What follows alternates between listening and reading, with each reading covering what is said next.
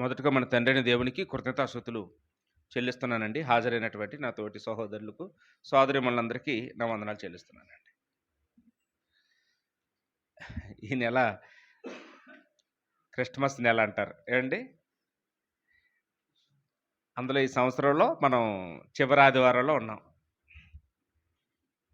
ఈ భూమి మీద ఎవరికైనా పుట్టినరోజు చేస్తే ఒకరోజే చేస్తారు. కానీ యేసుక్రీస్తుకి మాత్రం ఈ నెలంతా పుట్టినరోజులు చేస్తూ ఉంటారండి. ఏవండి? చాలా పండగలాగా చాలా డబ్బులు ఖర్చు పెట్టి చేస్తూ ఉంటారండి.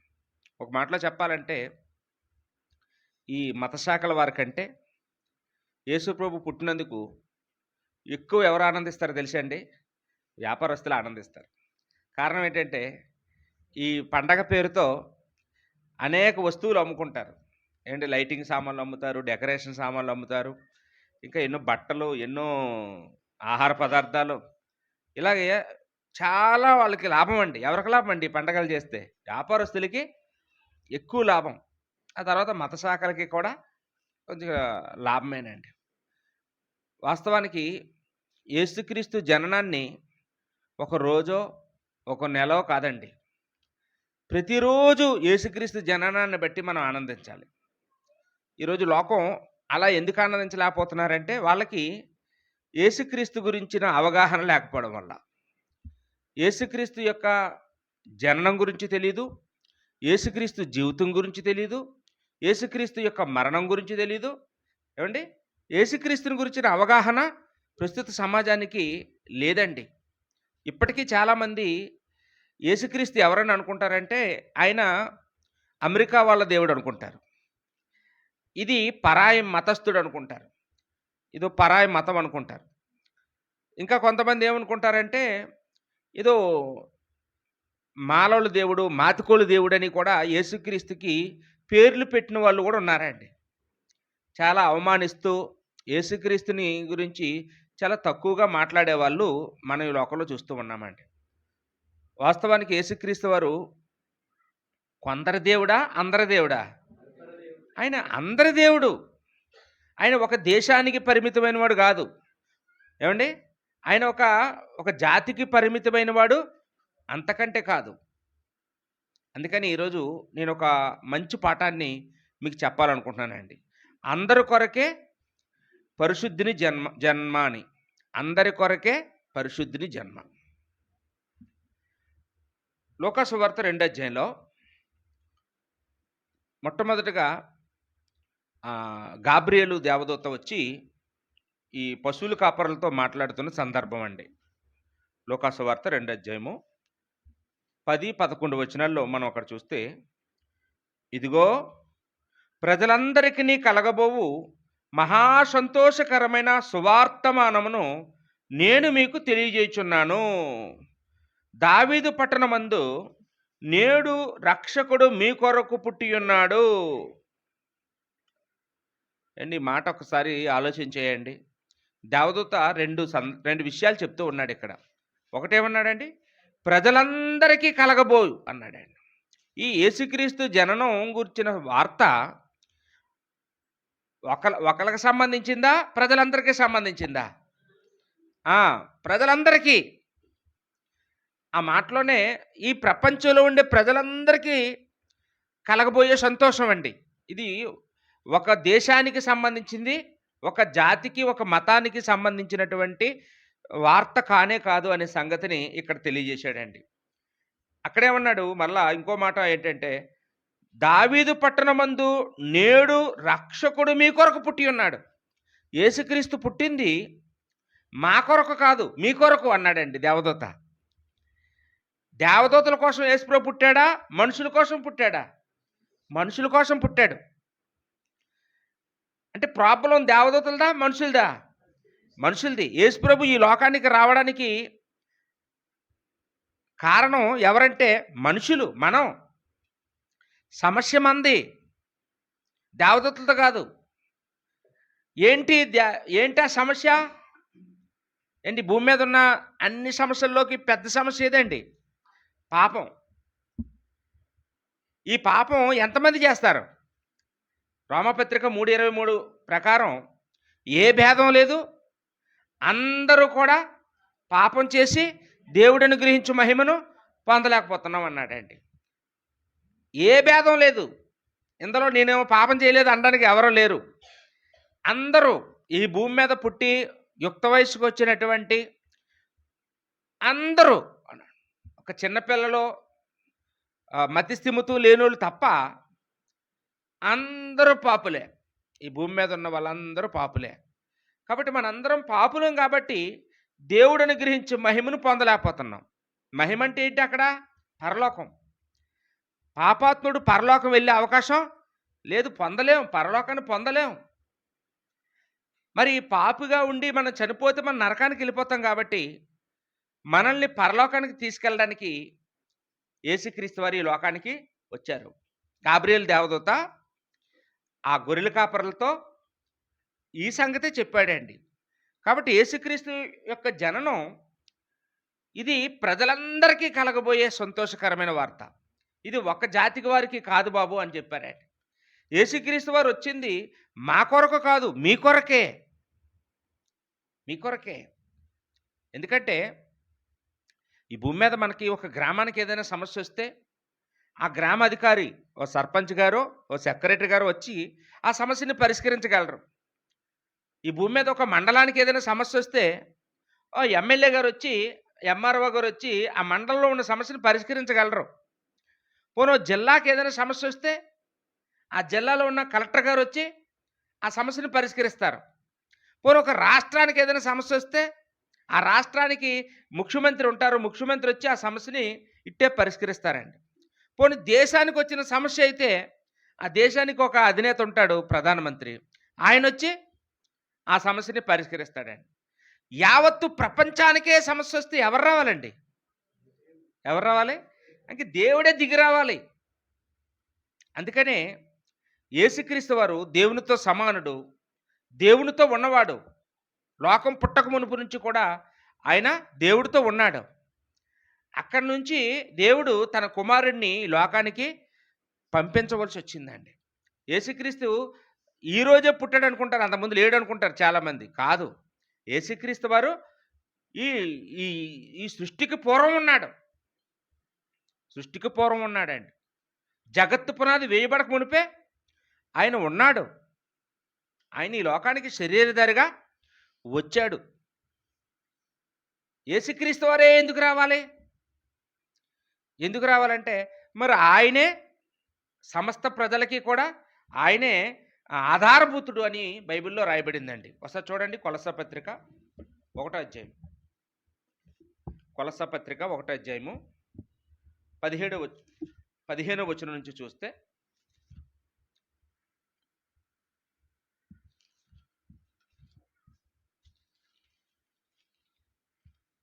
కొలస్స పత్రిక 1వ అధ్యాయం 15వ వచనం. ఆయన అంటే యేసుక్రీస్తు వారు అదృశ్య దేవుని స్వరూపి అయి సర్వ సృష్టికి ఆది సంభూతుడై ఉన్నాడు.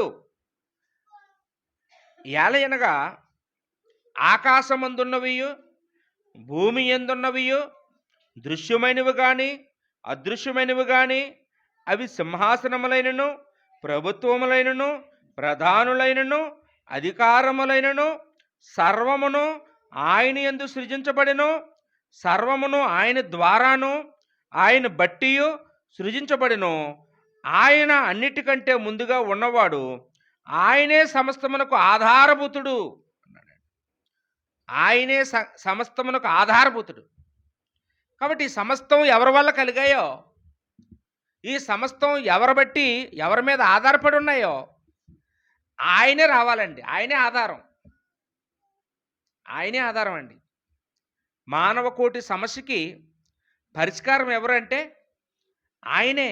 ఆయన లేకుండా ఎవరు పరలోక రాజ్యం వెళ్ళలేరు. కాబట్టి ఆయనే భూమి మీదకి దిగి రావాల్సి వచ్చిందండి.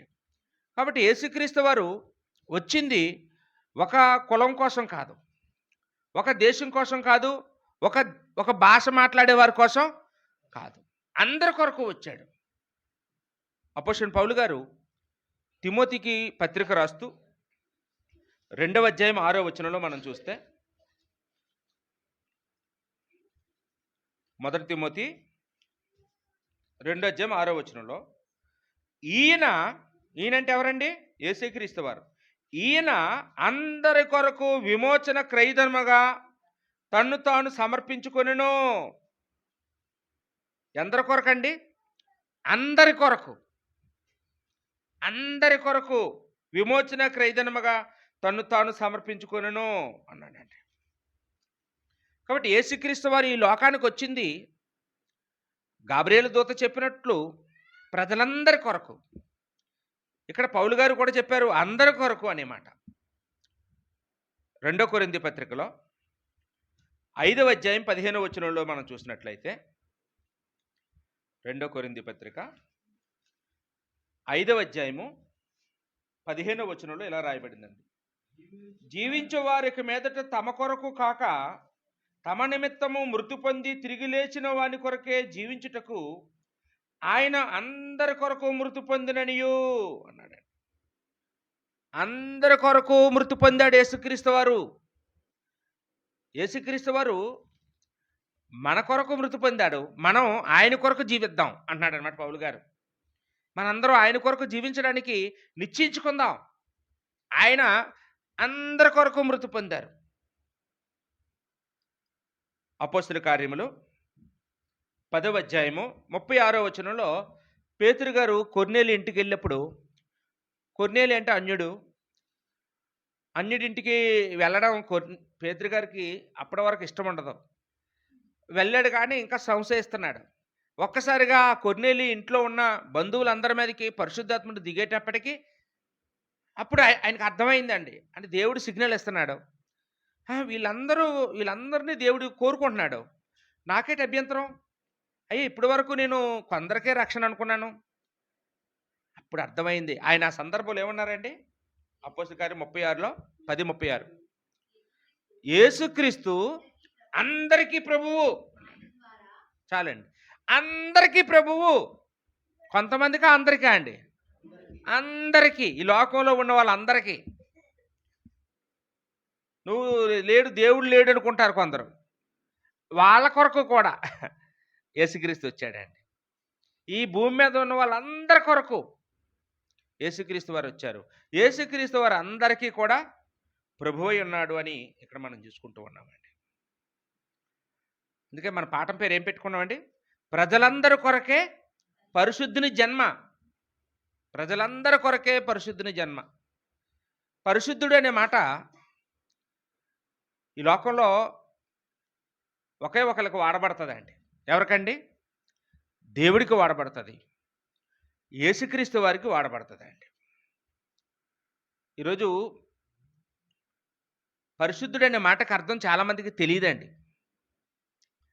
పరిశుద్ధుడనే మాటకు అర్థం ఏంటో తెలుసమ్మా? పాపము లేనివాడు అని అర్థం. పరిశుద్ధుడు అంటే ఏంటి? పాపం లేనోడు. యెహోవా దేవుడు తన గురించి తాను చెప్పుకున్నాడండి, నేను పరిశుద్ధుడును అని. లేవికాండం 19:2 యెహోవానగు నేను పరిశుద్ధుడై ఉన్నాను, మీరు పరిశుద్ధులై ఉండండి అని ఇశ్రాయేల్ జనాంగంతో దేవుడు చెప్పాడండి. చాలామందికి ఏమనిపిస్తుంది అంటే, ఆయనంతలో ఆయన చెప్పేసుకుంటే ఆయన ఎలా పరిశుద్ధుడండి, ఆయన గురించి ఎవరైనా చెప్పాలి అని. అంతే కదండి. ఇప్పుడు మనం కూడా మన ఇంట్లో నేను గొప్పోడినని నేను చెప్తే ఎవరు నమ్మరు. నా భార్య నా పిల్లలు చెప్పాలి. నాతో కలిసి నివసించిన వాళ్ళు నా గురించి చెప్తే అది నిజమవుతుంది. నా గురించి నేను చెప్పుకుంటే సొంత డబ్బా కొట్టుకున్నట్టు అవుతుంది. కొంతమంది నమ్మరండి.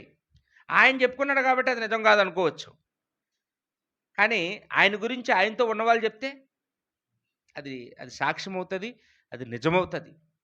యెషయా గ్రంథంలో 6:3 మనం చూస్తే దేవుడితో పాటు పరలోకంలో ఎవరున్నారంట?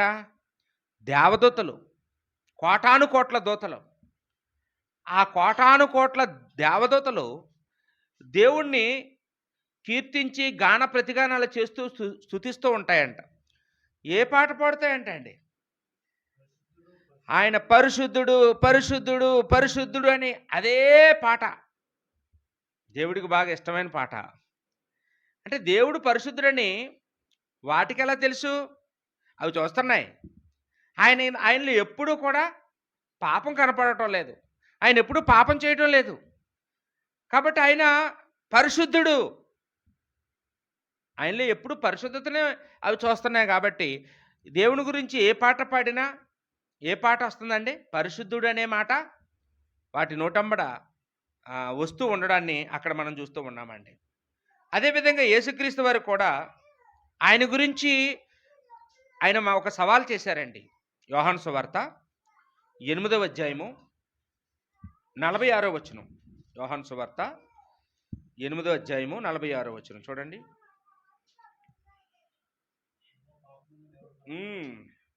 యోహాను సువార్త 8:46లో నా యందు పాపమున్నదని మీలో ఎవడు స్థాపించును? ఏమన్నారమ్మా? మీలో ఎవరైనా నాలో పాపం చూపించగలిగితే రండి చూపించండి అన్నారండి. నేను ఏ పాపం చేయలేదు, నాలో పాపం ఉన్నదని చూపించగలవాడు ఎవడనుంటారండి అన్నాడండి. ఈరోజు మనం అలాంటి సవాల్ చేయగలమండి? చేస్తాం. ఎక్కడ చేస్తాం తెలుసా అండి?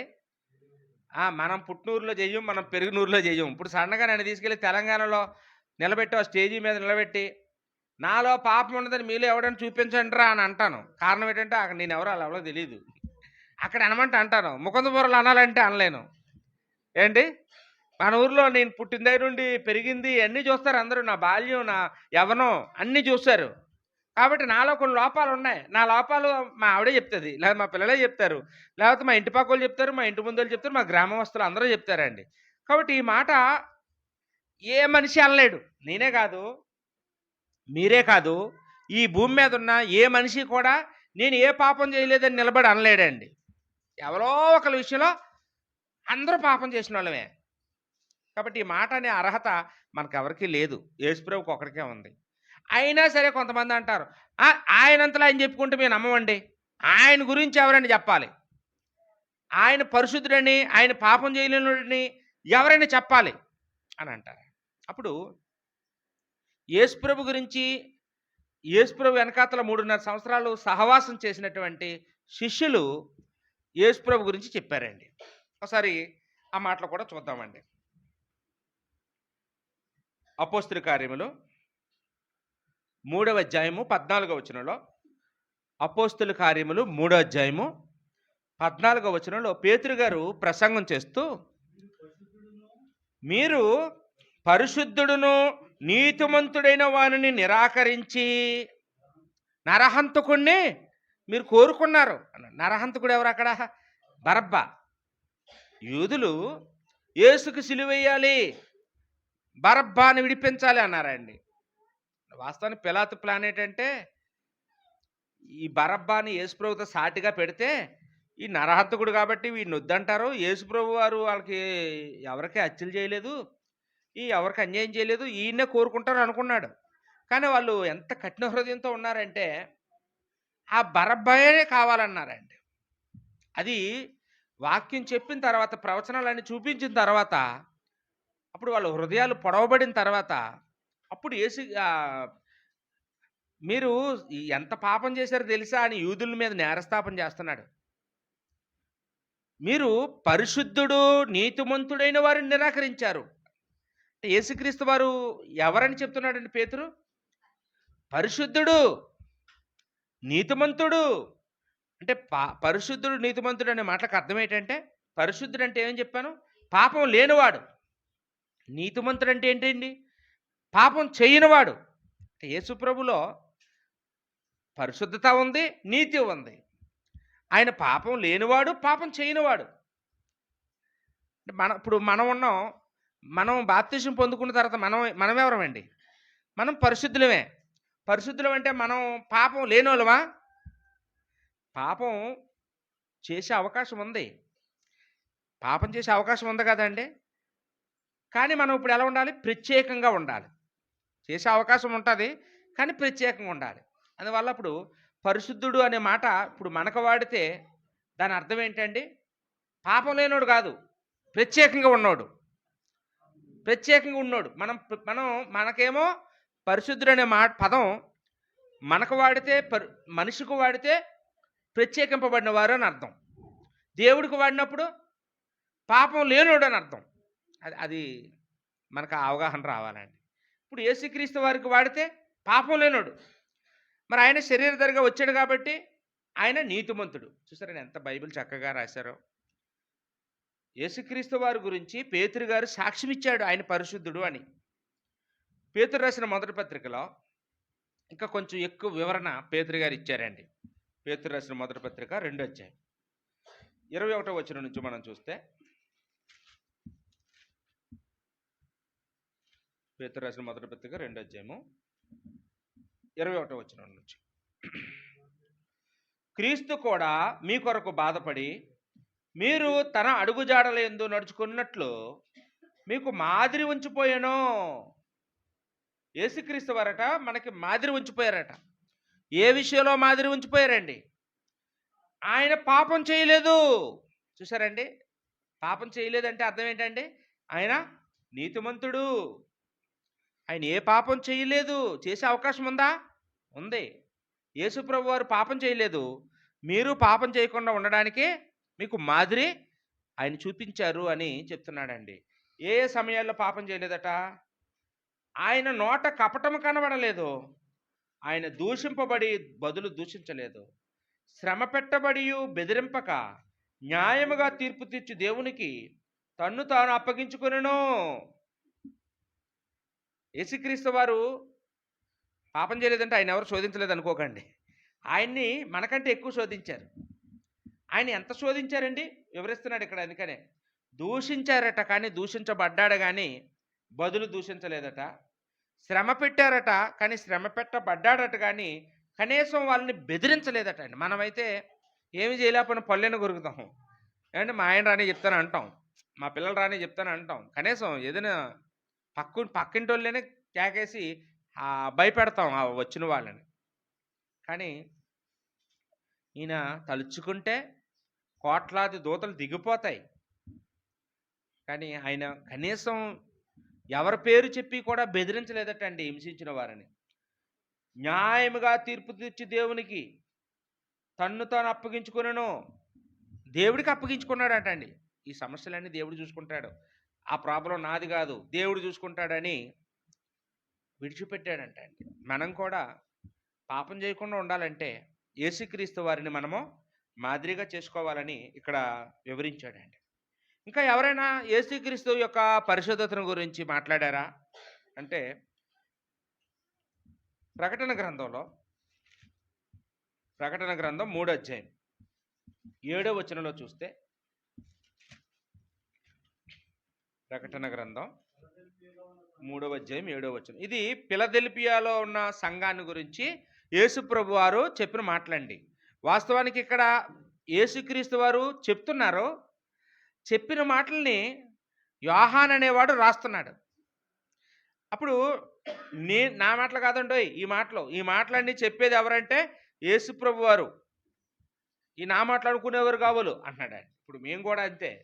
ఈ మాటలు చెప్తున్నానంటే ఈ నా మాటల యేసుప్రభు చెప్పిన మాటలండి. యేసుప్రభు చెప్పిన మాటలు చూడండి. యేసుప్రభు ఎలాంటి చెప్పి ఆయన చెప్పాడు అంటున్నాడు అనమాట. ఈయన ఆ సందర్భంలో ఏమన్నాడు? దావీదు తాళపు చెవి కలిగి ఎవడనో వేయలేకుండా తీయువాడునో ఎవడనో తీయలేకుండా వేయువాడునైనా సత్యస్వరూపయగు పరిశుద్ధుడు చెప్పు సంగతులేమనగా. అంటే యేసుక్రీస్తు వారికి ఉన్న ఒక లక్షణాన్ని చెప్పాడు ఇక్కడ. ఏంటంటే ఆయన పరిశుద్ధుడు.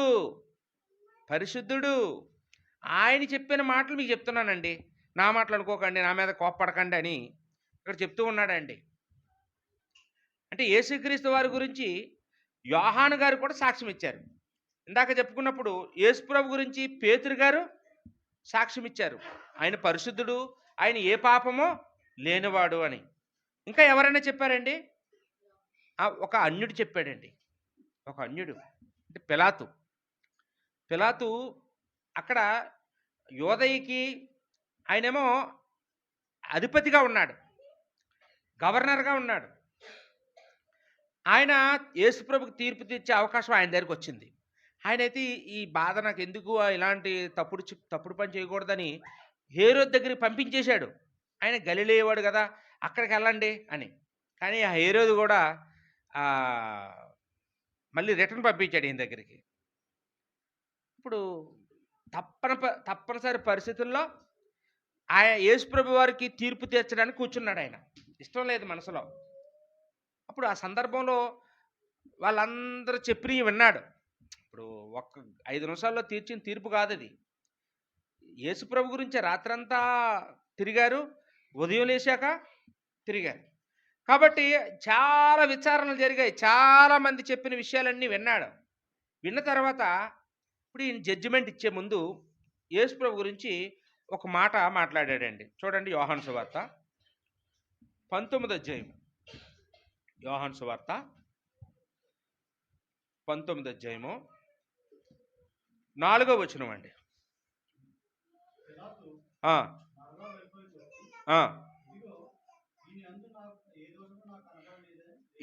పిలాతు ఏమంటున్నారట? ఇదిగో ఈయన యందు ఏ దోషమును నాకు కనబడలేదని మీకు తెలియనట్లు ఈయనను మీ యొద్దకు వెలుపలకు తీసుకుని వచ్చుచున్నానని వారితో చెప్పాను. ఏ దోషం కనపడలేదు. మీరు చెప్పినవన్నీ బూటకం మాటలు, అబద్ధాలు, పొంతం లేని మాటలు, ఇవన్నీ కల్పనా కథలు మీరు పట్టుకొచ్చినవి. ఏవి ఆధారాలు లేవు. ఎవరు నిజాలు చెప్పడం లేదు. ఎవరో డబ్బులు తీసుకొని వచ్చి మాట్లాడుతున్నారు ఇక్కడ. ఇవి అన్యాయం. ఇతని మీద ఎవరు సరైన నేరం ఎవరు చూపించలేకపోతున్నారు. ఈయనలో ఒక్క దోషం కూడా నాకు కనపడలేదు అన్నాడు. అంటే యేసుక్రీస్తు వారు ఎవరైనా అర్థమండి.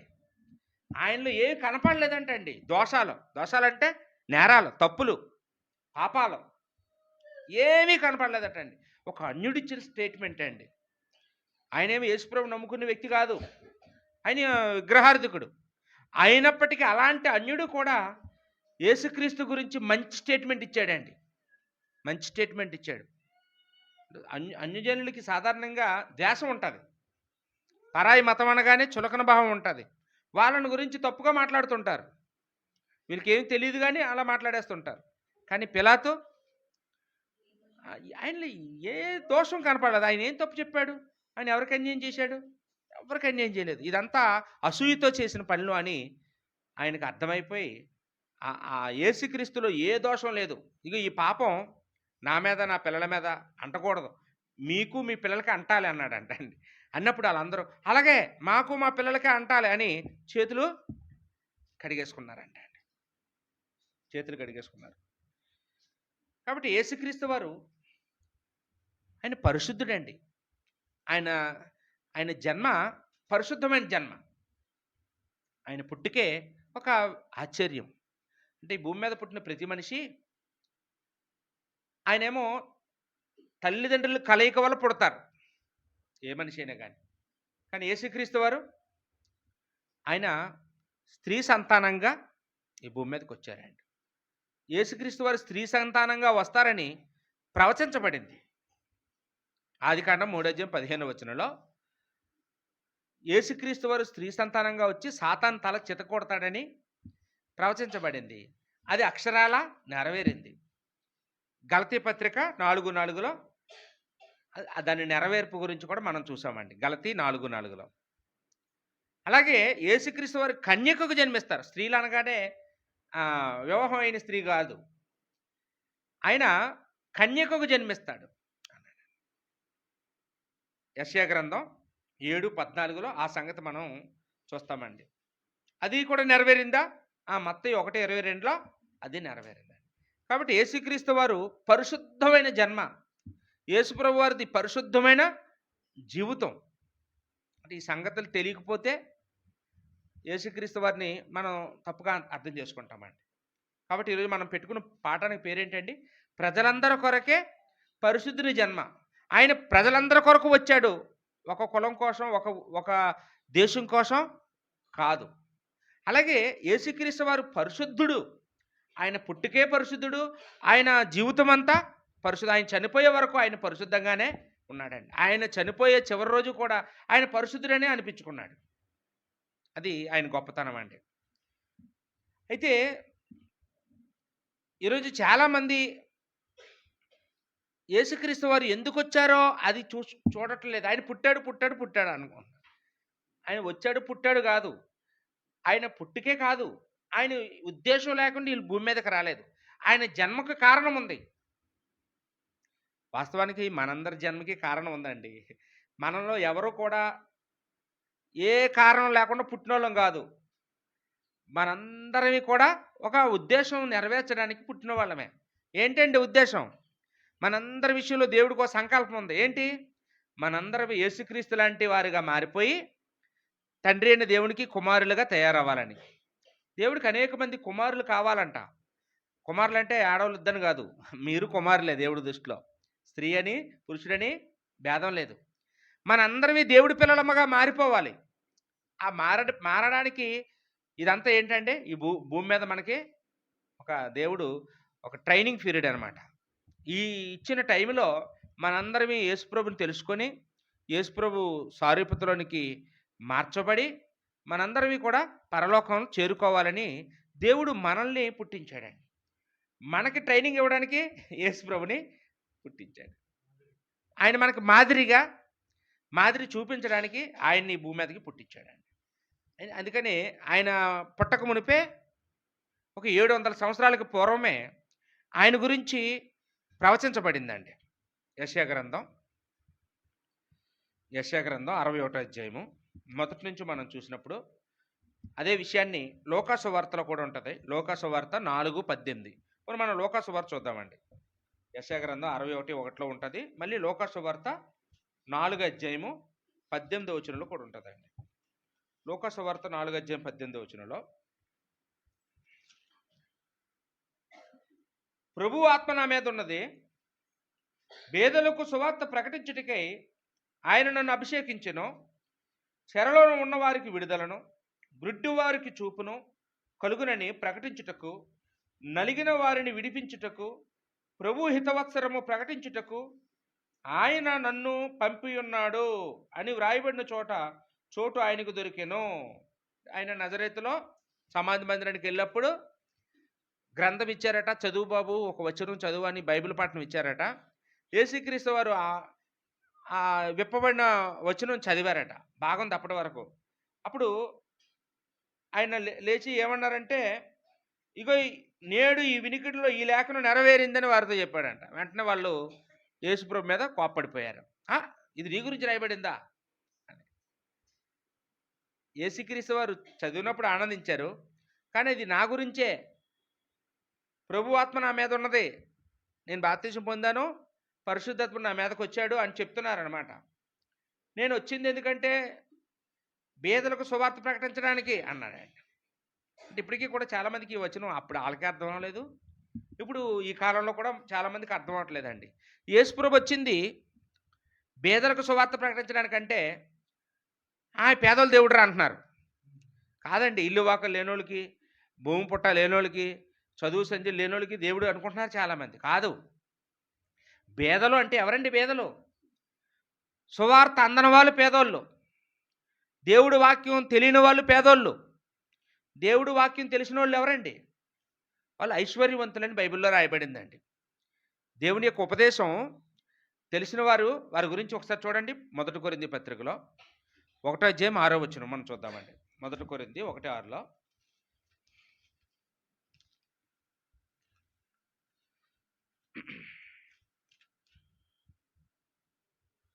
క్రీస్తును గూర్చిన సాక్ష్యము మీలో స్థిరపరచబడినందున ఆయన యందు మీరు ప్రతి విషయములోను, అనగా సమస్త ఉపదేశములోను సమస్త జ్ఞానములోను ఐశ్వర్యవంతులైతిరి.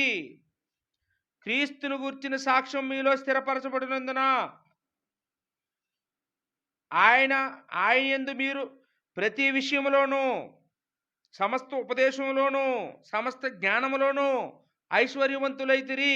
ఉపదేశంలో ఐశ్వర్యవంతులు, జ్ఞానములో ఐశ్వర్యవంతులు. ఇప్పుడు ఎవరమండి ఐశ్వర్యవంతులు? ఎవరండి? మనమే. మనకి 66 పుస్తకాలు తెలుసు, లోకంలో ఉండేవాళ్ళకి తెలియదు. ఇప్పుడు ఎవరు పేదలు? మనమా వాళ్ళే. మన దగ్గర 66 పుస్తకాలు ఉన్నాయి మన దగ్గర. మనకి ప్రవక్తలందరి గురించి తెలుసు, పితరుల కాలంలో ఉన్న వాళ్ళ గురించి తెలుసు, ఈ భూమి ఆకాశం ఎలా వచ్చిందో మనకు తెలుసు. ఏమండి, యేసుక్రీస్తు రాకడలో ఏం జరుగుతుందో మనకు తెలుసు, పరలోకంలో ఏమున్నాయో మనకు తెలుసు, నరకంలో ఏమున్నాయో మనకు తెలుసు. మనకి ఎన్ని తెలుసండి? ఇప్పుడు మనం పేదోళ్ళమా ఐశ్వర్యవంతులమా అండి? చెప్పండి. ఒక ముక్క తెలియదు వాళ్ళకి. వాళ్ళు ఎవరండి? ఆళ్ళు పేదోళ్ళు. పేదోళ్ళు అనకూడదు, ఇంకా నిరుపేదలాళ్ళు. యేసు ప్రభు గురించి ఏమీ తెలియనోళ్ళు నిరుపేదలండి. మనం ఐశ్వర్యవంతులం. మనం ఐశ్వర్యవంతులం అండి. భాగ్యవంతులం. విశ్వాస విషయంలో మనం భాగ్యవంతులం. అలాంటి మాటలు బైబిల్‌లో ఎన్నో చూస్తాం. కాబట్టి యేసుక్రీస్తు వారు పేదలకు సువార్త ప్రకటించడానికి వచ్చాడంటే, పేదోళ్ళందరికీ యేసుప్రభు ఒక నిజంగా పేదోళ్ళైతే, వాళ్ళు ఆర్థికంగా పేదోళ్ళైతే యేసుప్రభు వచ్చి ఏమి ఇవ్వాలి ఆళ్ళకి? చెప్పండి. డబ్బులివ్వాలి. అంతే కదండీ! పేదోళ్ళకి ఎవరైనా ఏమిస్తారు? డబ్బులు, బట్టలిస్తారు. లేతే ఆహార పదార్థాలు ఇస్తారు. యేసుప్రభు ఏమిచ్చారు? వాక్యం ఇచ్చారు. సువార్త ఇచ్చారు. అంటే వాళ్ళు ఏ అవసరత ఉన్న పేదోళ్ళండి. వాక్యం అవసరత ఉన్న పేదోళ్ళు. ఈరోజు మనం కూడా ఏం చేయాలంటే, మనం ఈ పేదోళ్ళందరూ మనకు తెలుసు. మనకు మన మన గ్రామంలో అందరూ పేదోళ్ళే ఇప్పుడు దీన్ని బట్టి చూస్తే. చాలామంది యేసుప్రభుని నమ్ముకునేళ్ళందరూ పేదోళ్ళేనండి. మనం వాళ్ళని కనికరించి మనం ఏం చేయాలమ్మా? సువార్త వాళ్ళకి అందించాలి. వాళ్ళు పెద్ద మీటింగ్ పెట్టి మనందరూ డబ్బులేసుకొని భోజనాలవి వాళ్ళకి పెట్టి, వాళ్ళని కూర్చోబెట్టి, వాళ్ళకి మనం సువార్త చెయ్యాలండి. అదండి. అంతేగాని డబ్బులు పంచేయడం కాదు. ఇప్పటికీ చాలామంది ఏం చేస్తున్నారండి, పేదలందరికీ డబ్బులు, బట్టలు అవి పంచుకొని కూర్చుంటున్నారు. సువార్త ప్రకటించడం లేదు. మనం చేయవలసింది ఏంటంటే, మన ఆత్మ సంబంధమైనటువంటి ఐశ్వర్యాన్ని వాళ్ళందరికీ ఇవ్వాలి. ఆత్మ సంబంధమైన ఐశ్వర్యాన్ని ఇవ్వాలి. అది చాలా ప్రాముఖ్యం. ఒకవేళ ఈ భూమి మీద సరైన తిండి లేకపోయినా పర్వాలేదు, బట్టలు లేకపోయినా పర్వాలేదు. లాజర్‌కి ఏమున్నాయండి? లాజర్‌కి ఏమున్నాయి చెప్పండి? ఏమైనా మంచి బట్టలు ఉన్నాయా? మంచి తిండి ఉందా? ఏమీ లేవు. కానీ ఆయనకి ఏమందింది? సమస్త ఉపదేశం అందింది. వాక్యం అందింది. కాబట్టి ఆయన చనిపోయిన తర్వాత ఎక్కడున్నాడమ్మా? ఆ పరదేశంలో ఉన్నాడు. పరదేశంలో ఉన్నాడు. కాబట్టి మనం కూడా అలాగా యేసుప్రభు వారు ఈ భూమి మీదకి ఎందుకొచ్చారో, ఆయన ఏం చేశారో మనం కూడా అది చెయ్యాలి. ఏం చేశారమ్మా? సువార్త చేశారు. ఆయన సువార్త ప్రకటించడానికే ఆయన్ని భూమి మీదకి దేవుడు పంపించాడని ఇక్కడ చూస్తూ ఉన్నాం. ఇక్కడ మళ్ళీ రెండో విషయం కనపడుతుందండి. చెరలో ఉన్న వారికి విడుదల అన్నాడు. ఆయన ఎందుకు వచ్చారంటమ్మా? చెరలో ఉన్నవారిని విడిపించడానికి. అంటే ఇది కూడా మనం చాలామంది అపార్థం చేసుకుంటుంటారు. చెరలో ఉన్నోళ్ళంటే జైల్లో ఉన్నోళ్ళు అనుకుంటారండి. ఏంటి భౌతికంగా నేరాలు చేసి జైలుకి వెళ్ళోళ్ళందరిని విడిపించడానికా? ఆయన వచ్చింది జైలుకి వెళ్ళోళ్ళని విడిపించడానికి కాదు. ఆయన వచ్చింది ఏంటంటే పాపపు చెరలో ఉన్నవారిని విడిపించడానికి. పాపపు చెర చూడండి, మనకి నోవాహు కాలంలో ప్రజలందరూ వాళ్ళు చెరలో ఉన్నారు అని పేతురు గారు చెప్తున్నారండి. పేతురు రాసిన మొదటి పత్రిక 3వ అధ్యాయం. పేతురు రాసిన మొదటి పత్రిక 3వ అధ్యాయము 20వ వచనంలో మనం చూస్తే, లేదా 19, 20 వచనాలు కలిపి చదువుతామండి.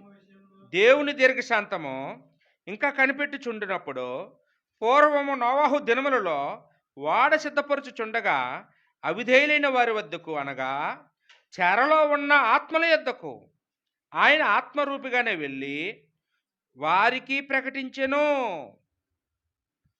యేసుక్రీస్తు వారట నోవాహు కాలంలో సువార్త ప్రకటించాడట. ఎలా ప్రకటించాడు? ఆత్మరూపిగా వెళ్ళి. అంటే అప్పుడు ఇంకా శరీరధారిగా రాలేదు. పురాతన కాలం మొదలుకొని శాశ్వత కాలం వరకు ఆయన ప్రత్యక్షమవుతూ వచ్చాడు. అనేక సందర్భాల్లో కనపడతాడు. ఇశ్రాయేలుని వెంబడించిన బండ యేసుక్రీస్తు వారే, కానీ అప్పుడు శరీరం లేదు, ఒక బండగా.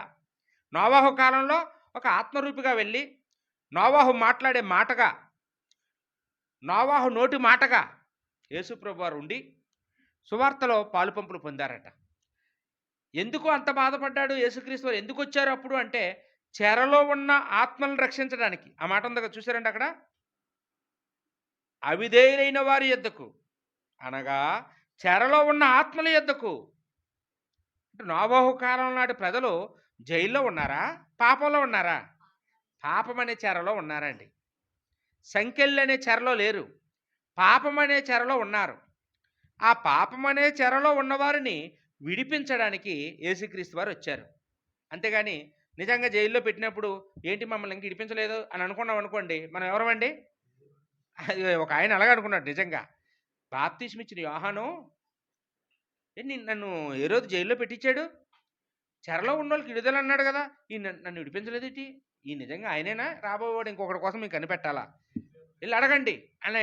అంటే ఆయనకి ఎలాగర్థమయ్యాడండి యేసుప్రభు వారు? పాపపు చెరలో ఉన్నవారిని విడిపించడానికి వచ్చాను ఆయన చెప్తుంటే, ఈయనేమన్నా జైల్లో ఉన్నోళ్ళందరూ విడిపించడానికి అనుకున్నాడండి. ఆ యోహాను గారు ఆ జైల్లో నిజంగానే చనిపోయారు. కానీ ఆ మాట అనకుండా చనిపోయి ఉంటే ఆయన స్త్రీలందరిలో గొప్పవాడని యేసుప్రభు చెప్పారు. ఆ గొప్పతనం అలాగే ఉండండి ఆయనకి. ఎప్పుడైతే చిన్న సందేహం వచ్చిందో యేసుప్రభు వారు ఆయనకి పెద్ద శిక్ష వేశారు ఆ సందర్భంలో. పరలోక రాజ్యంలో అల్పుడు యోహాను కంటే గొప్పవాడు. కారణం ఏంటంటే ఇతను సందేహపడ్డాడు. అంటే మనం చాలా సందర్భాల్లో యేసుప్రభుని అనుమానిస్తుంటాం. బైబిల్‌ని అనుమానిస్తుంటాం. మనం అనుకుంటాం తెలియకే చేశామని అనుకుంటూ ఉంటామండి. మనం దేవుడి యొక్క వాక్యానికి విరుద్ధంగా మాట్లాడితే పాపక్షమాపణ ఉండదండి. పరిశుద్ధాత్మకు వ్యతిరేకంగా మాట్లాడేవాడికి పాపక్షమాపణ ఉండదంట. దేవుడు ఒకసారి రాయించిన దాన్ని కాదనడానికి నువ్వెవడు నేనెవడు. నీకు అర్థం కాకపోతే ఊరుకోవాలి తప్ప ఎవరితోని వాదించకూడదు. వాదన పెట్టుకోకూడదు. వాదన పెట్టుకున్నామంటే క్షమాపణ ఉండదు. దేవుడు వాక్యం పరిశుద్ధాత్మ ప్రేరణతో రాయబడింది. మనుషులు ఇచ్చలతో రాయబడలేదు. దాన్ని అర్థం చేసుకునే జ్ఞానం నీకు ఇంకా రాలేదు. ఒకళ్ళు ఏదో రోజు వస్తుంది. వచ్చినంత వరకు సైలెంట్గా ఉండాలి తప్ప నేను చూసిన తాబేలుకి 3 కాళ్ళని ఇదే బోధించాలని ఇది తప్పుడు బోధ అని పట్టుకున్నాం అనుకోండి, ఎవరైనా మాట్లాడామనుకోండి, అపార్థం చేసుకుంటే ఏమవుతుందండి? యోహాను పరిస్థితే వస్తుంది. యోహానికి ఈ ప్రవచనం అర్థం కాలేదు. ఈ యెషయా 61లో రాయబడిన ప్రవచనం అర్థం కాక భౌతికమైన జైల్లో ఉన్నోళ్ళు విడిపిస్తాడు కదా యేసుప్రభు, ఎందుకు విడిపించలేదు అని పట్టుకున్నాడు. అందుకే వచ్చినోడైతే విడిపించాలి కదా యేసుప్రభు వారు. ఆయన వచ్చింది భౌతికమైన చెరసాలలో ఉన్న వాళ్ళని విడిపించడానికి కాదు.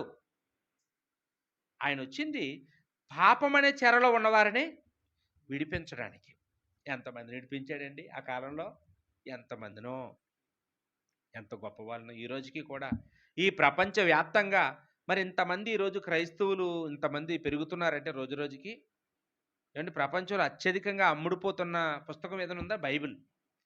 రోజు రోజుకి ఈ సంఖ్యను ఎవరో లెక్కట్లేకపోతున్నారు. రోజు రోజుకి కన్వర్షన్ జరుగుతున్నాయి. రోజు రోజుకి పెరుగుతున్నారు. కారణం ఏంటంటే ఏమండి, యేసుక్రీస్తు వారు వారిని ఏం చేస్తున్నారు? అనుదినము తన సంఘంలోనికి చేర్చుకుంటున్నారు. ఎక్కడి నుంచి విడిపించి? పాపం నుంచి విడిపిస్తున్నారు. ఆ సంగతి మనం ఇక్కడ అర్థం చేసుకుంటామండి. ఇక ఇంకో మాట అక్కడ రాయబడిందండి. ఆ లోక 4:18 గుడ్డివారికి చూపును అన్నాడు. అంటే మళ్ళీ ఇది కూడా చాలామంది ఏమనుకుంటారు? ఈ కళ్ళు ఆపరేషన్ చేస్తారు కావాలనుకుంటున్నారు. యేసుప్రభు వచ్చింది కళ్ళు బాగు చేయడానికి కాదు. నీవు అవసరమైతే నీ కన్ను పీకేసుకో అన్నాడు యేసుప్రభు వారు. అక్షరార్థంగా కాదు, అలంకారికంగా. కళ్ళు ఆపరేషన్ చేయడానికి రాలేదు. కళ్ళు ఆపరేషన్ చేయడానికి హాస్పిటల్ ఉన్నాయి. ఈ స్వస్థతలు చేయడానికి కానే కాదు. అక్కడ యేసుక్రీస్తు వారు వచ్చింది ఏంటంటే మన మనోనేత్రాలు వెలిగించడానికి.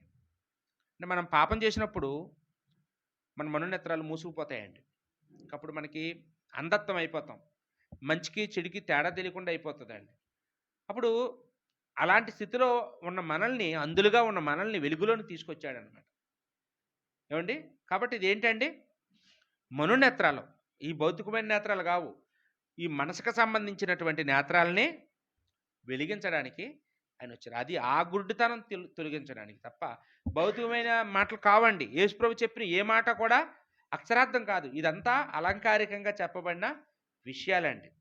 చూడండి 2 కొరింథీ పత్రికలో 4:4 ఇక్కడ ఈ యుగ సంబంధమైన దేవత అవిశ్వాసులైన వారి మనోనేత్రాలకు గురుడుతనం కలుగు చేశాడని పౌలు గారు చెప్తున్నారండి.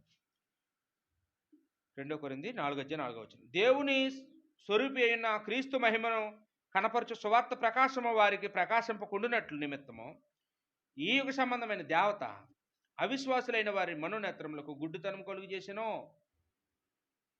అంధకారంలో నుండి వెలుగు ప్రకాశించునుగా కానీ పలికిన దేవుడే తన మహిమను గూర్చి జ్ఞానమును యేసుక్రీస్తునందు వెల్లడపరచుటకు మా హృదయంలో ప్రకాశించెను అన్నాడు. కాబట్టి ఇక్కడ హృదయాన్ని ప్రకాశింపజేయడం యేసుప్రభు చేసిన పని ఏంటమ్మా? హృదయాన్ని కళ్ళు కాదు, మనోనేత్రాలు వెలిగించడం. సువార్త వాళ్ళకి అందకుండా సాతాను గుడ్డితనం కలుగు చేస్తున్నాడు. ఆ మబ్బులను తీసివేయడానికి ఏమండి యేసుక్రీస్తు వారు వచ్చారు అని ఇక్కడ మనం చూస్తూ ఉన్నామండి. అలాగే నలిగిన వారిని విడిపించుటకు అన్నాడు. నలిగిన వారిని విడిపించుటకు. నలిగిన వారిని విడిపించడం అంటే ఏంటి అండి? అంటే ఇది కూడా అక్షరార్థం కాదండి. ఇది కూడా అక్షరార్థం కాదు. నలిగిన వారంటే దుఃఖంలో ఉన్నోళ్ళండి, బాధల్లో ఉన్నోళ్ళు, అవమానాల చేత ఉన్నవాళ్ళు, ఈ లోకంలో ఎన్నో శ్రమలతో సతమతమైపోతున్న వాళ్ళు, ఈ లోకంలో ఎన్నో ప్రయాసలు భారాలతో ఏ దారి లేక చింతలతో ఉన్నవాళ్ళు. అలాంటి వాళ్ళందరికీ కూడా ఏముంటుందండి? భయం. ఏముంటుందమ్మా? భయం ఉంటుందా ఉండదా? నలిగిన వారంటే అదే పిరికోళ్ళు, భయస్థులు. వీళ్ళలో ఆ మరణ భయాన్ని తొలగించడానికి వచ్చారండి. చూడండి, హెబ్రీ పత్రిక 2వ అధ్యాయం 15వ వచనంలో, హెబ్రీ పత్రిక 2వ అధ్యాయం 15వ వచనంలో చూస్తే, మరణ భయము చేత దాస్యమునకు లోబడిన వారిని విడిపించుటకు ఆయన రక్తమాంసంలో పాలువాడు కావలసి వచ్చెనో అన్నాడు. యేసుక్రీస్తు వారి లోకానికి రావడానికి గల ఉద్దేశం ఏంటంటే, మనలో ఉన్న ఆ ఆ భయాన్ని, మరణ భయాన్ని తొలగించడానికి ఆయన ఈ లోకానికి వచ్చాడంట అండి. యేసుక్రీస్తు వారు మరణ భయాన్ని తొలగించడానికి 2 పనులు చేశాడండి. ఒకటి, ఆ కాలంలో భౌతికంగా చచ్చిపోయిన వాళ్ళని బతికించాడు. ఎవరెవరిని బతికించాడు? మనకు బాగా తెలిసిన లాజరు.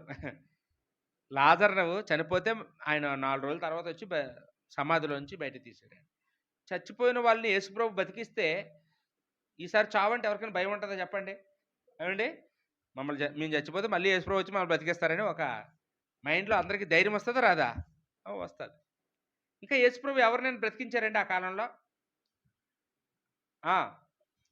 ఒకళ్ళు బ్రతికించారండి. నాయీని విధవరాలు కుమారుడు. నాయీన్ అనే గ్రామానికి వెళ్ళి యవనస్తుడైన కుమారుడు చనిపోతే ఆ కట్టి మీద తీసుకుని వెళ్తుంటే తల్లి రోధిస్తూ వెనకతలు ఏడుచుకుంటూ వస్తుంటే యేసుక్రీస్తు వారు వెళ్ళి ఆ కట్టి మీద చెయ్యేసి కుమారుడు లే అని ఆ తల్లికి అప్పచెప్పాడండి, చనిపోయిన వారిని. ఇంకా యాయీరు కుమార్తెను యేసుక్రీస్తు వారు బ్రతికించారు. 3 బ్రతికించారండి యేసుక్రీస్తు వారు. అది మరణ భయాన్ని తొలగించడానికి, లేక యేసు తాను దేవుని కుమారుని నిరూపించుకోవడానికి చేసిన పనులు. అది ఒక గ్రామానికి మాత్రమే చేశాడండి. యావత్తు ప్రపంచానికి మరణ భయం తొలగించడానికి యేసుప్రభు ఏమయ్యారండి? తానే మరణించి 3వ దినాన్ని తిరిగి లేచారండి. ఇప్పుడు ఈరోజు మనందరం యేసుప్రభు గురించి గర్వంగా చెప్పుకోవలసిన విషయం ఏమైనా ఉందండి అంటే, ఇదిగో ఆయన మరణించి తిరిగి లేచాడండి. అమరత్వం గలవాడు. ఆయనకి మరణం లేదు, ఆయనకి చావు లేదని నిరూపించుకున్నాడండి. కాబట్టి యేసుక్రీస్తు వారు మరణ భయం తొలగించడానికి ఆయన చనిపోయారు, ఆయన తిరిగి లేచారు. ఈ మాటని దెస్సలోనికులకు రాసిన మొదటి పత్రికలో 4వ అధ్యాయం 14వ వచనంలో, దెస్సలోనికులకు రాసిన మొదటి పత్రిక 4వ అధ్యాయం 14వ వచనంలో పౌలు గారు చాలా గంభీరంగా చెప్పారండి. యేసు మృతి పొంది తిరిగి లేచినని మనము నమ్మిన యెడల అదే ప్రకారము యేసునందు నిద్రించే వారిని దేవుడు ఆయనతో కూడా వెంట పెట్టుకుని వచ్చును. సరే అండి, మన యేసుప్రభు చనిపోయి తిరిగి లేచిని నమ్మితే, యేసుప్రభు నమ్ముకొని చనిపోయిన మన వాళ్ళందరినీ కూడా యేసుప్రభు వారు తిరిగి లేపుతారు, ఆయన వెంట పెట్టుకొని వస్తాడని మనం నమ్మి తీరాలి అన్నాడు. ఒకవేళ ఇది నమ్మవా, మా వాళ్ళు వస్తారని నాకు నమ్మకం లేదంటే నువ్వు యేసుప్రభుని కూడా నమ్మలేదు. యేసుప్రభు నమ్ముతున్నాను, అయితే ఇల్లు వస్తారు, ప్రభునందు నిద్రించిన వాళ్ళు వస్తారు అన్నాడు. కలెక్షన్ అలా పెట్టాడండి పౌలు గారు. కాబట్టి మనందరం కూడా మనలో ఉన్న ఆ మరణ భయాన్ని తొలగించడానికి యేసుక్రీస్తు వారు ఈ భూమి మీదకి వచ్చినట్టుగా మనం ఇక్కడ చూస్తూ ఉన్నామండి. రైట్. ఇంకా ఎందుకు వచ్చారమ్మా యేసుప్రభు వారు? ఆయన జన్మ ఎందుకు? సువార్త ప్రకటించడానికి అని చెప్పుకున్నాం, పాపంలో ఉన్న వాళ్ళు విడిపించడానికి చెప్పుకున్నాం, మనోనేత్రాలు వెలిగించడానికి అని చెప్పుకున్నాం, ఏమండి, మరణ భయాన్ని తొలగించడానికి అని చెప్పుకున్నాం. ఇంకా ఎందుకు అంటే తండ్రిని బయలుపరచడానికి వచ్చారంట. తండ్రిని బయలుపరచడానికి. యోహాను సువార్త 1వ అధ్యాయం 18వ వచనంలో, యోహాను సువార్త 1వ అధ్యాయం 18వ వచనం, ఎవడనో ఎప్పుడైనానో దేవుని చూడలేదు, తండ్రి రొమ్మున ఉన్న అద్వితీయ కుమారుడే ఆయనను బయలుపరిచెను అన్నాడు. ఎవడను ఎప్పుడునూ దేవుని చూడలేదు. తండ్రి రొమ్మున ఉన్న అద్వితీయ కుమారుడే ఆయన బయలుపరిచెను. బయలుపరిచెను అంటే వెల్లడి చేసెను, చూపించెను, తండ్రి గురించి అందరికీ పరిచయం చేసెను అని అర్థం. అంటే యేసుక్రీస్తు వారి శరీరధారిగా రాకమునుపు తండ్రి అయిన దేవుడి గురించి ఎంతమందికి తెలుసు ఏండి? ఎవరికీ తెలియదండి. ఎందుకంటే దేవుడు వాళ్ళకి ఏం చెప్తే అదే తెలుసు తప్ప ఎవరు దేవుని చూసిన వాళ్ళు లేరు. దేవుడి దగ్గర నుంచి వచ్చిన వాళ్ళు కాదు. కానీ యేసుక్రీస్తు వారు దేవుని దగ్గర నుంచి వచ్చినవాడు, పరలోకం నుంచి వచ్చినవాడు. కాబట్టి దేవుడి గురించి ఎవరికి బాగా తెలుస్తుందండి? ఇప్పుడు అమెరికా గురించి చెప్పాలంటే ఇంటర్నెట్లో కొట్టి చూసినోడు బాగా చెప్తాడా ఏమండి? అప్పుడప్పుడు ఏదో ఒక జన్మలో ఒకసారి ఇలా వెళ్ళి అలా వచ్చినోడు బాగా చెప్తాడా? లేకపోతే అక్కడే పుట్టి అక్కడే పెరిగినోడు బాగా చెప్తాడా? అలాగనమాట. యేసుక్రీస్తు వారు కూడా పరలోకంలోనే ఆయన ఉండి అక్కడి నుంచి వచ్చాడు కాబట్టి తండ్రి అయిన దేవుడి గురించి ఆయనే బాగా చెప్తాడు. పరలోకం గురించి ఆయనే బాగా చెప్తాడు. ఇంకెవరు చెప్పలేరండి. ఒకవేళ ఎవరికైనా అంతో ఎంతో తెలుస్తుంది, తెలియదని అనలేదు, అందరికీ తెలుసు. కానీ యేసు ప్రభుకు తెలిసినంత తెలీదు, యేసు ప్రభు చెప్పినంత ఎవరు చెప్పలేరు. అందువల్ల యేసుక్రీస్తు వారే బయలుపరిచారు అని యోహాను గారు ఇక్కడ రాస్తూ ఉన్నారండి. యేసుక్రీస్తు వారు తండ్రి అయిన దేవుని గురించి మనకి ఏం బయలుపరిచారు అని మనం చూస్తే మత్తయి సువార్త 6వ అధ్యాయము 9వ వచనంలో దేవుడు మనకు తండ్రి అవుతారని చెప్పారండి. ప్రార్థన ఎలా చేయమన్నారు? దేవుడా అని ప్రార్థన చేయకండి, పరలోకముందున్న మా తండ్రి అని చేయండి అన్నారు. అంటే దేవుడు ఏమవుతారని పరిచయం చేశారండి. ఆయన మీకు తండ్రిని, ఆయన మీరు ఆయన పిల్లలు. మీరు మీ నాన్నతో రోజు ఎలా మాట్లాడుకుంటారో అలా మాట్లాడండి. మీ నాన్న అనుకుని మాట్లాడండి, అదేదో శక్తి అనుకుని మాట్లాడకండి. మీ నాన్న మీ కన్న తండ్రి అని యేసుప్రభు వారు దేవుడు మన కన్న తండ్రి అని బయలుపరిచాడండి. యేసుప్రభు చెప్పే వరకు ఆ విషయం ప్రపంచానికి తెలియదు. యోహాను సువార్త 3:16లో ఇక్కడ ఏమని బయలుపరిచారు? దేవుడు లోకాన్ని ఎంతో ప్రేమించెను అనే మాట మనం అక్కడ చూస్తున్నామండి. అంటే దేవుడి గురించి ఏమి బయలుపరిచాడండి? దేవుడు ప్రేమస్వరూపి. ఆయన ఈ భూమి మీద ఉన్న అందరినీ ప్రేమిస్తున్నాడు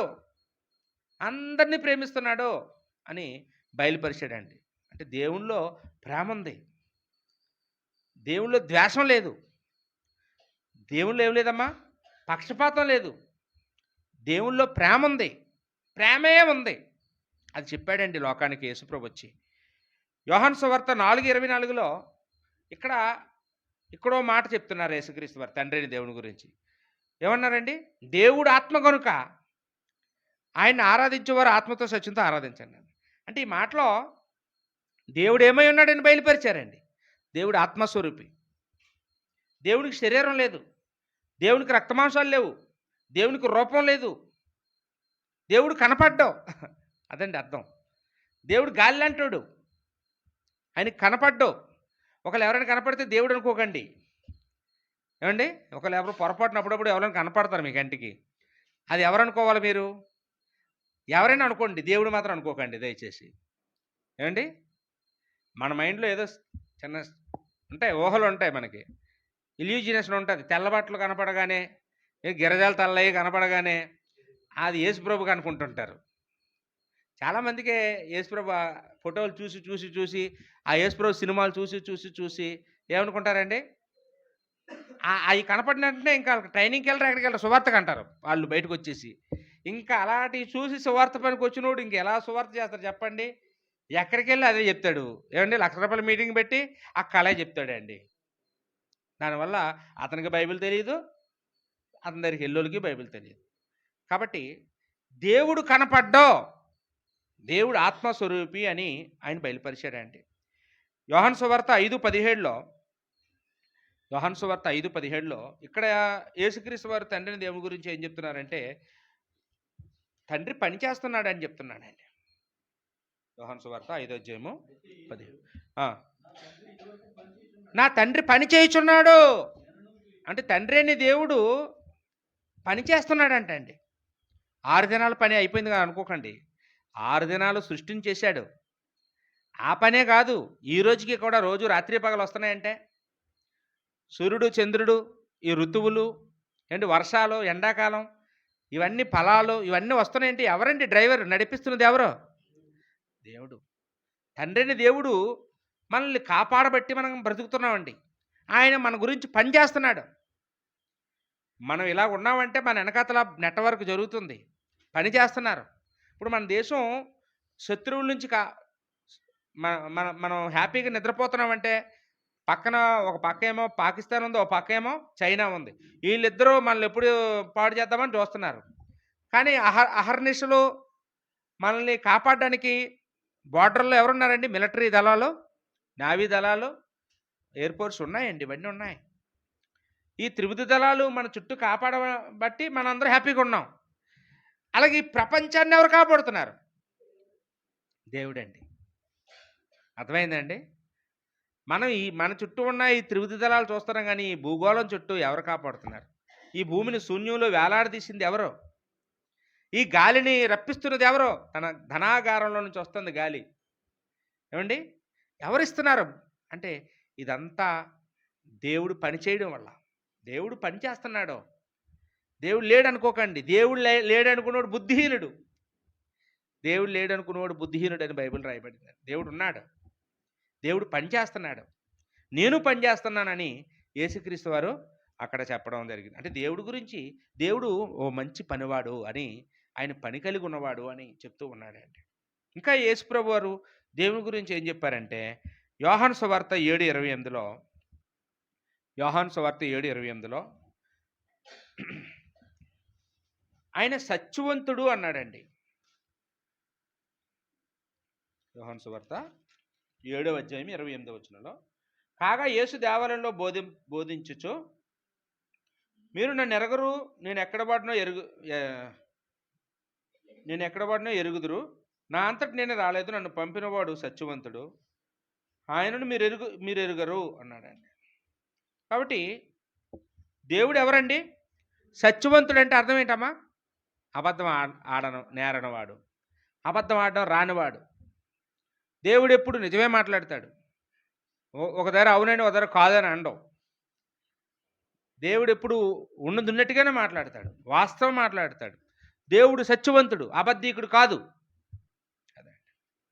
కాబట్టి ఇలాగ మనం చెప్పుకుంటే యేసుప్రభు వారు ఈ భూమి మీదకి ఎందుకు వచ్చాడంటే తండ్రి అనే దేవుడు ఎలాంటి వాడో అవి మనుషులకి చెప్పాడండి. ఆయన్ని ఎందుకు చెప్పాడండి? నన్ను చూసిన వాడు నా తండ్రిని చూస్తున్నాడని చెప్పడానికి. నేను నా తండ్రి లాంటి వాడిని, మీరు నాలాంటి వారు అవ్వండి అని చెప్పడానికి అండి.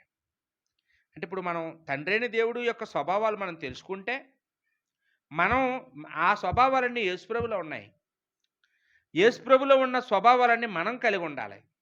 అలా ఎవరైతే యేసుక్రీస్తు యొక్క సారూప్యతను సంపాదించుకుంటారో వారు పరలోకం వెళ్తారండి. కాబట్టి యేసుక్రీస్తు వారు ఈ భూమి మీదకి రావడానికి కారణం ఉందా? ఆయన జన్మకి కారణం ఉందా? ఉంది. ఊరకనే రాలేదు. మనం ఏదో మేడ మీద ఒక స్టార్ కట్టుకొని, ఇంటికి లైటింగ్ పెట్టుకొని, ఏమంటే బిర్యానీలు వండేసుకొని అందరికి పంచేసుకోవడానికి కాదు ఆయన వచ్చింది. ఆయన ఈ లోకానికి వచ్చిన దానికి గొప్ప ప్రణాళిక ఉంది, గొప్ప ఉద్దేశం ఉంది. ఏదో ఒకరోజు పండగ చేయడానికి కాదు, లేదా ఒక నెల రోజుల పండగ గురించి కాదు. ఇది కనుక తెలిస్తే ఒక మనిషికి ప్రతి ఆదివారం పండగే, ప్రతి ఆదివారం పండగలాగా ఆచరిస్తాడండి. ప్రతిరోజు పండగే. యేసుప్రభు గురించి బాగా అర్థమైతే ఆ మనిషి ప్రతిరోజు ఆనందిస్తాడండి, ప్రతిరోజు ఆనందిస్తాడు. ఇప్పుడు ఈ క్రిస్మస్ పండగలు చేసిన వాళ్ళు వచ్చే ఆదివారం చర్చికి రారండి. ఏమండి? వచ్చే ఆదివారం రారు, నేను గ్యారెంటీ ఇస్తాను కావాలంటే. ఈ వారం వస్తారు, క్రిస్మస్ భోజనాలు అవి ఉంటాయని, వచ్చే వారం కనపడరు. ఈ వారం వస్తారు, చీరలు అవి పంచుతారని, వచ్చే వారం కనపడరండి. అలా వాళ్ళండి క్రైస్తవులు. ప్రతి ఆదివారం రొట్టె ద్రాక్షరసం తీసుకుంటూ యేసుప్రభుని జ్ఞాపకం చేసుకునేది ఎవరండి? One and only church of Christ, క్రీస్తు సంఘం. క్రీస్తు సంఘానికే యేసుప్రభు అర్థమయ్యాడండి, క్రీస్తు సంఘానికే దేవుడు అర్థమయ్యాడు. ఒకవేళ మనలో కూడా కొంతమంది ఆ బాపత ఉంటే ఉండొచ్చు. ఏమండి? వాళ్ళకి యేసుప్రభు అర్థం అవ్వలేదు, దేవుడు అర్థం అవ్వలేదండి, అర్థం అవ్వలేదు. కాబట్టి ఒకే ఒక మాట ఏంటండి? ప్రజలందరి కొరకే పరిశుద్ధుని జననం. ప్రజలందరి కొరకే. ఒకళ్ళ కోసం కాదు. ఎవరో తెలివి తక్కువగా మాట్లాడితే మాట్లాడుకునేయండి. ఆళ్ళకి తెలిసినప్పుడు దేవుడే తెలియజేస్తాడు. కానీ మనకు అర్థమైంది. ప్రజలందరి కొరకు యేసుక్రీస్తు వచ్చాడు. మనందరిని రక్షించడానికి వచ్చాడు. ఆయన వచ్చింది ఊరకనే కాదు, తండ్రి అప్పగించిన పనిని చేసి మనల్ని అందరినీ తండ్రి దగ్గరికి తీసుకొని వెళ్ళడానికి వచ్చాడండి. ఓపికగా వాక్యమును మీ అందరికీ వందనాలు చెల్లించుకుంటూ ముగిస్తున్నాను. అందరికీ వందనాలు.